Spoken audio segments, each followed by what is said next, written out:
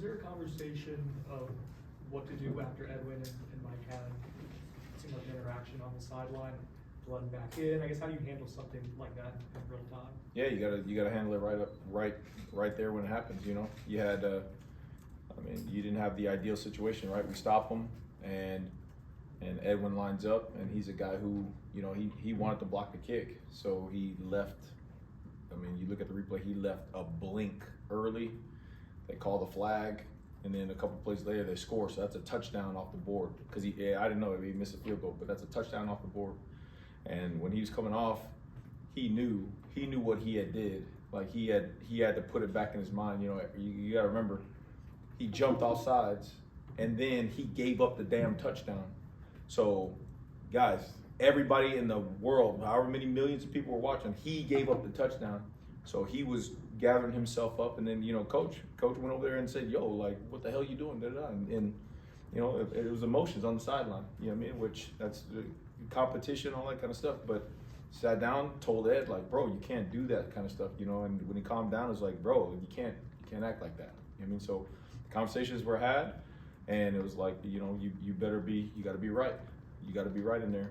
And he went back and he stayed composed, and he helped make numerous plays in there where, like, it gave us a chance to win the game. So again, like, those things are going to happen. You got to make sure you address it, and address it in the game, address it after the game, address it in meetings. So, like, you want to make sure you give him a chance to know and recoup from that. When you guys have the conversation on the sideline after he's kind of gathering himself, is like the way he reacts instructive on how you determine, like, am I going to put him back out in the right way? Is he emotionally composed? If the guys are too damn wild and stuff, and he can't calm down, he ain't going back in the damn game. No way. He's gonna cost you. You know what I mean? Like, lose your emotions. It cost you earlier, right? But at some point in time, like, Coop was there with them and coaching. He's like, hey, he better be right. You know, he better be right. And he calmed down, and he ended up playing and making some really big time plays. So again, that's part of the process. That's part of growth, right? Like, you know, and you get in those games, and everybody knew how tight it was, and you know what I mean, like, you wish he had handled it differently, and he will learn and he will get better from that moment. Liam? I know there was the 15-play drive, and there's been a couple of those long, drawn-out drives in the last few games. Mm-hmm. How do you address that, and how do you kind of nail the focus on those third downs, those opportunities to get off the field that seemingly are being converted right now? Yeah, I mean, that's it, right? If you're having long drives like that, it's a double-edged sword. On one hand, you're doing good enough to where they're not hitting big plays. They gotta drive the ball down the field. And you ask any DC, that's what you want. You want an offense to have to operate down the field, because at some point in time, you think you're gonna take the ball away, you're gonna hit them for a tackle for loss, you're gonna do something to disrupt it, and they're gonna punt the ball. Well, guess what? That's third downs. And I've said this in the streak of the games lost. We've had critical third downs and long, where it was either a bad play call by me or just not executing, didn't put them in enough good situations in during the week to where they didn't execute, and we didn't execute that one. You know, we called up a game, and the game is coming scot-free. If you look at it, Jenkins is running right at him scot-free and is going to sack him, do all that kind of stuff. We just didn't hold up. I didn't give the DBs enough tools back there to hold it off for that split second. So I'm going to take the blame for that one too. But that's what you want. You want offenses to have to work, have to march down the field, have to do that, because you don't think they can do it consistently. You know what I mean? The first drive of the first game, I think the debut was something like 18 plays, wasn't it? They went 18 plays and scored, and then they couldn't do it again like that. You know, so that's what you want. But you gotta win the situations. You gotta win third down, and we didn't. Chris? When you're facing a backup quarterback who looks shaky at best, with team passing sub 50%, do you consider selling out, just stop the run, go away from three safeties out there? Just what's the thought process in that moment? Yeah, I mean, if you go back and look at schematically wise, right, you got backup quarterbacks there, but it doesn't mean anything if you don't get them in situations to show that they're the backup. If they can operate their regular offense, then they're operating their regular offense. You got to get them in a situation where, guess what? He's got to drop back 15 times now to try to win the game, and that's where interceptions come. That's where sacks come. That's where those things come. So you look at it, and I think it's the last 4 or 5 series of the game, you know, you had the long series, the 15 play one, where again we get them in multiple third downs and we don't do it. But after that, they won a series and they tried to run the ball. They couldn't run the ball. Then they went back and they opened it up and they actually threw the ball 3 times, I think, in a row, and he couldn't throw the ball.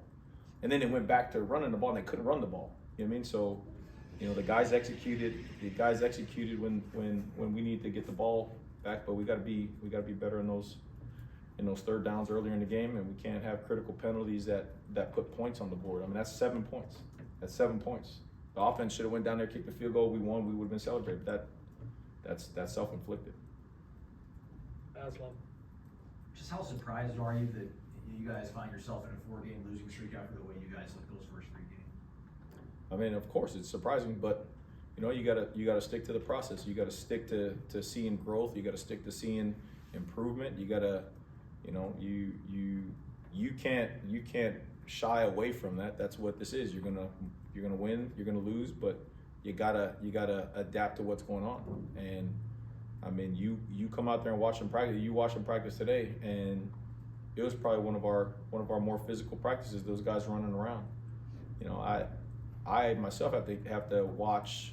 You know, listening, having people on the outside world tell everybody how crappy we are and all this kind of stuff. Imagine those guys in the locker room being bombarded with how crappy you are, all this stuff. Your coaches are crap, all this kind of stuff. The stuff they got to deal with, and yet they're still expected to go out there and bust their butt and be as physical as all hell and make sure they represent this place as all possible. You know what I mean? That's a lot of noise for those guys. You know what I mean? So they went out there today and they worked. You know what I mean? They worked their butt off, and they've been working their butt off.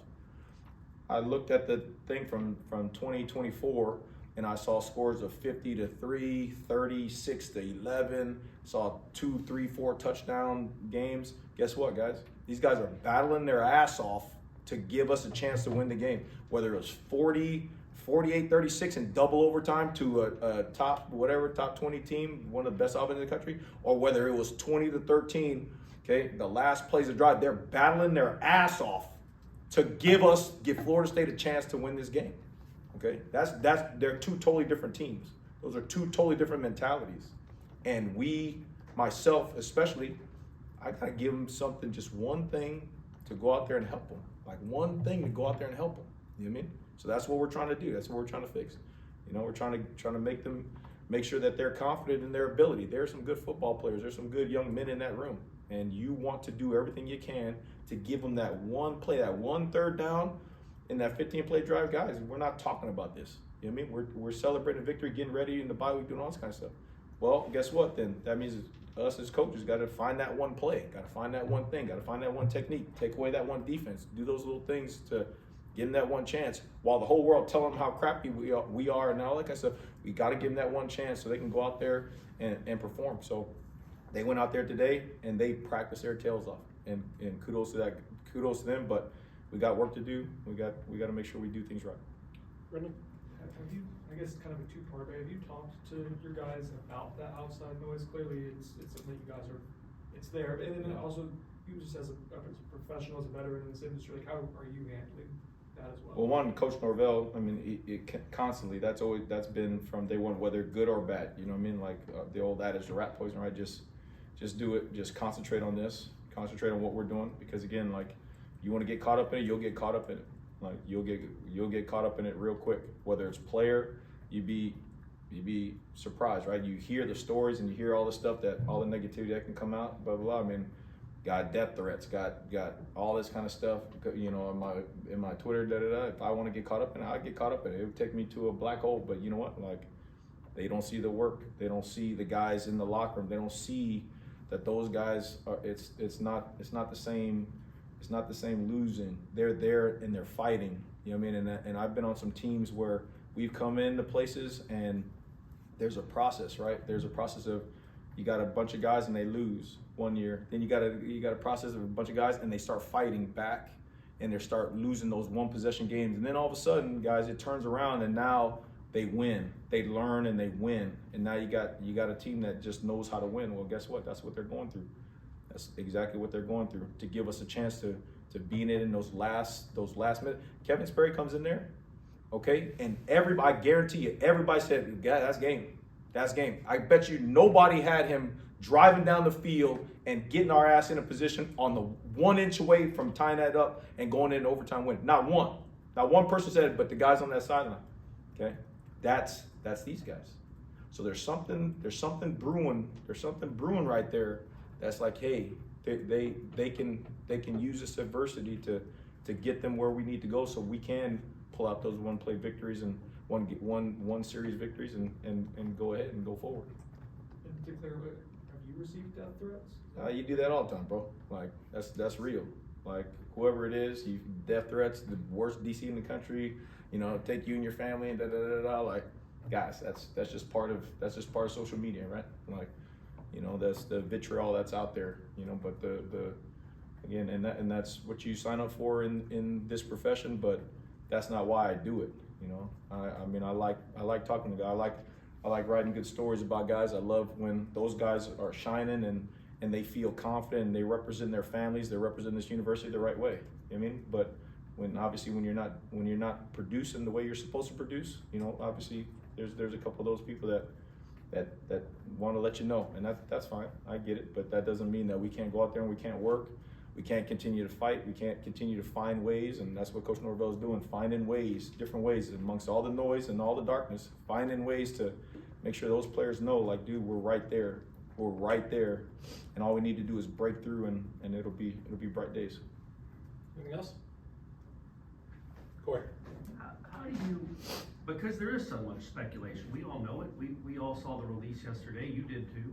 How do you keep your feet present and not think about what your life is gonna be like December 15th, or what these players' lives are gonna be like? How do you as a coach, and can also keep your players from drifting into the future and think about like right here, right now? I mean, that's I mean, it's a little easier said than done. I mean, like, do you know what you're gonna wear to work tomorrow? No. I mean, I have no idea. I got no idea what I'm gonna see on this practice film. I just know what I just saw. But again, that's where you double down on your process. You know what I mean? Like, you got two outcomes, right? Everything goes wrong, you're gonna have to deal with it. But guess what? I believe in the power of positivity. Everything's gonna go right. And there's a totally different outcome. You know what I mean? And that's what those young men deserve. That's what Florida State deserves. I mean, that's what Coach Norvell deserves. So we need to work. We need to find a way. We need to stay positive. We need to, you know, drown out all the noise and make sure that we just focus on each day and each rep and each thing we got to handle. And if we do that right, you got to believe that things are going to be okay. So. Thanks, Coach. Appreciate you guys. Thank you.